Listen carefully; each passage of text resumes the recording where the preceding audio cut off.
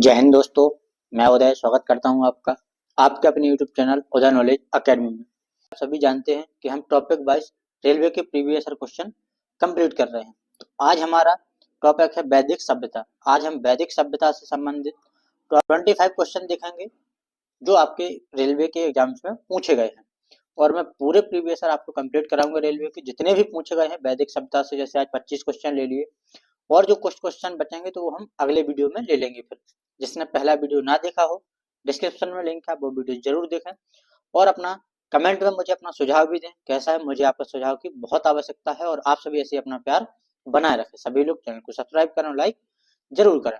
चलिए चलते हैं अब हमारे पहले क्वेश्चन पर।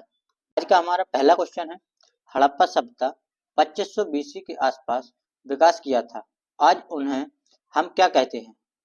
तो राइट आंसर ऑप्शन बी, पश्चिम भारत और पाकिस्तान। जो सिंधु घाटी सभ्यता 2500 ईसा पूर्व विकसित हुई थी, वो वर्तमान में पश्चिमी भारत और पाकिस्तान में उसके अवशेष मिलते हैं। ठीक है। हड़प्पा सभ्यता की खोज दयाराम साहनी ने की थी 1921 में। कब की थी? 1921 में दयाराम साहनी ने। तो ये सभी चीजें मैं आपको पीछे बता चुका हूं, और आप सभी बिल्कुल हमारे साथ जुड़े, और ऐसे ही हम पूरे क्वेश्चन को कवर करेंगे विद डिस्क्रिप्शन की। अगला क्वेश्चन है, सिंधु घाटी सभ्यता की सबसे महत्वपूर्ण विशेषता क्या थी? राइट आंसर, ईंट के बने मकान। सिंधु घाटी सभ्यता की सबसे महत्वपूर्ण विशेषता है कि यहाँ पर ईंटों से बने हुए मकान प्राप्त होते हैं। ये एनटीपीसी में 5 तारीख को पूछा गया था। अगला क्वेश्चन है, सिंधु घाटी सभ्यता क्या है? राइट आंसर, कांस्ययुगीन सभ्यता। सिंधु घाटी सभ्यता कांस्ययुगीन सभ्यता है। अगला क्वेश्चन है, निम्नलिखित में से कौन सा सिंधु घाटी सभ्यता का महत्वपूर्ण स्थल नहीं है? Right answer, Azamgarh. जबकि कालीगंगा, आप सभी को पता है कालीगंगा कहाँ पर मिला था? जल्दी से बताओ। है राजस्थान। कालीगंगा कहाँ पर है? राजस्थान में है। हड़प्पा मैं आपको बता के आया हूँ अभी, पाकिस्तान में रावी नदी के तट पर मोंटगोमरू जिले में। मोहनजोदड़ो कहाँ पर है? पाकिस्तान के सिंध प्रांत में लरकाना जिले में है। कहाँ पर है? लरकाना जिला। ये कहाँ का है लरकाना जिला? तो ये है पाक का, पाकिस्तान के लरकाना जिले में मोहनजोदड़ो है। आजमगढ़ आपको पता है उत्तर प्रदेश में हो, और इसका कोई संबंध नहीं है सिंधु घाटी सभ्यता से। मोहनजोदड़ो नाम का अर्थ किस भाषा में मुर्दों का टीला है? मैं आपको पहले बता चुका हूँ। राइट आंसर, सिंधी भाषा में। किसमें? सिंधी भाषा में से मृतकों का टीला कहा गया है। आप सभी बताएंगे मोहनजोदड़ो कहाँ है? मैं आपको पीछे बता कर आया हूँ, अब आपको याद होना चाहिए कहाँ है। जल्दी से कमेंट में बताएं। पहले क्वेश्चन पर चलते हैं। सिंधु घाटी सभ्यता के लोग किसकी पूजा करते थे? Right answer option D, Pashupati. Sindhu घाटी सभ्यता के लोग पशुपति की पूजा करते थे। पशुपति जो मूर्ति है वो 3 मुख वाले हैं। कितने मुख वाले? 3 मुख हैं इस मूर्ति के। और यह मूर्ति कहाँ पाई गई थी? आपको ये कमेंट में बताना है, जल्दी से बताओ। तो यह मूर्ति पाई गई थी मोहनजोदड़ो में। अगले क्वेश्चन पे चलते हैं।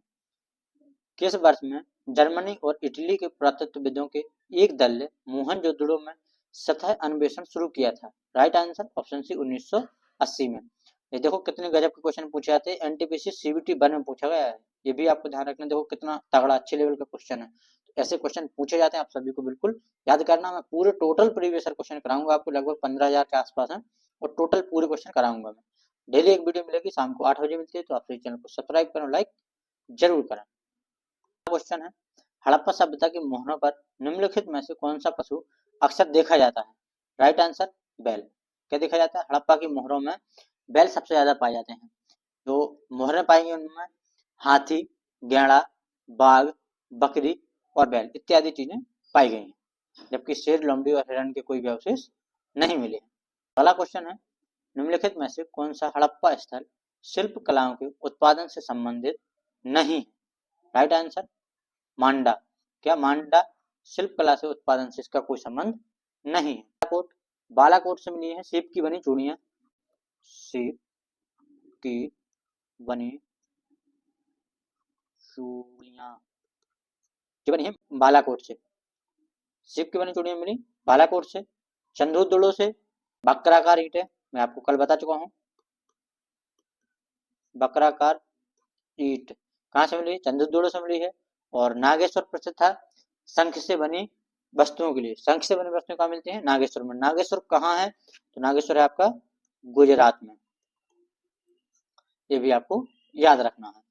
अगला क्वेश्चन है, ऋग्वेद में 1028 सूक्ति हैं, इन्हें 10 पुस्तकों में वर्गीकृत किया गया है, जिन्हें खाली जगह के नाम से जाना जाता है। तो राइट आंसर मंडल, ऑप्शन ए मंडल। जो ऋग्वेद की 1028 सूक्ति हैं उनको 10 किताब में बांटा गया है, जिनको हम मंडल कहते हैं। यहाँ से आपके वैदिक सभ्यता स्टार्ट हो गई है। मैं अभी जो पीछे क्वेश्चन कराए वो कुछ सिंधु घाटी के रह गए थे, वो मैंने क्वेश्चन आपको कवर करा दिए हैं। बृहदारण्यक, मुंडक और तैत्तिरीय निम्नलिखित में से किस श्रेणी के धार्मिक ग्रंथों के उदाहरण हैं? राइट आंसर ऑप्शन सी उपनिषद। बृहदारण्यक, मुंडक और तैत्तिरीय क्या है? ये उपनिषद है। आपने ये बहुत ज्यादा सुना होगा। मुंडक उपनिषद तो बहुत ज्यादा प्रसिद्ध है, क्योंकि इससे हमारा वाक्य है सत्यमेव जयते, वो मुंडक उपनिषद से लिया गया है। तो ये तो बहुत इंपॉर्टेंट है। ठीक है, अब अगले पे चलते हैं। हिंदू धर्म में देव को पौधों के स्वामी, रोगों के उपचार और धन के देवता माना जाता है। कौन सा है जिसको हम पौधों के स्वामी, रोग के उपचार और धन के देवता के रूप में जानते हैं? तो राइट आंसर ऑप्शन डी सोम। सोम को हम धन का देवता, पौधों के स्वामी के रूप में जानते हैं। ठीक है, यम या यमराज, इसको मृत्यु का देवता माना जाता है, जबकि वरुण को वरुण या वर्णी समुद्र का देवता माना जाता है। अगला क्वेश्चन, निम्न में से कौन सी हिंदू धर्म की प्रमुख दार्शनिक विचारधारा है? राइट आंसर वैशेषिक। हिंदू धर्म की जो दार्शनिक विचारधारा है वो वैशेषिक है। इसके जनक है कणाद मुनि। कौन है? कणाद मुनि है। निम्नलिखित में से किस वेद को कर्मकांड ग्रंथ के रूप में जाना जाता है? राइट आंसर ऑप्शन है यजुर्वेद। यजुर्वेद को कर्मकांड ग्रंथ के रूप में जाना जाता है। यजुर्वेद के पाठकर्ता को क्या कहते हैं? जल्दी से बताओ। कहा जाता है अधर्यु। क्या बोला जाता है? अधर्यु।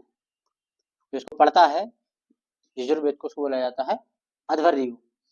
यजुर्वेद को गद्य एवं पद्य दोनों में पढ़ा जा सकता है। ठीक है ना।